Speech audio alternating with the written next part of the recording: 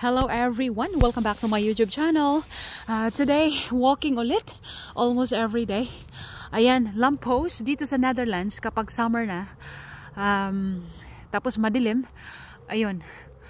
Yung pag-ilaw niya, medyo late na kasi summer, mataas yung araw. Yun. Eh, sa Pilipinas, alas 5, alas 6 ba? Wala ng araw. Ang alam ko, alas 5, wala ng araw. Dito, pag summer, hanggang 10 PM. Wow, look at that. Jet plane. And ito po yung kalsada dito. Pakita ko lang po. Ayan, imagine nyo po, nandito kayo ngayon sa Netherlands. Kunting sira lang or kunting luma lang, papalitan nila agad. Makita mo talaga kung saan napunta ang tax. Yung binayad mong tax, makita mo talaga kung saan napunta. Napaka highly organized ng Netherlands. Ayan, nakita nila medyo luma-luma na.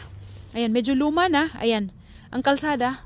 So, ayan, inaayos na nila. Papalitan nila ng bago. Hindi naman sira. Medyo luma lang. Ganyan dito. Okay.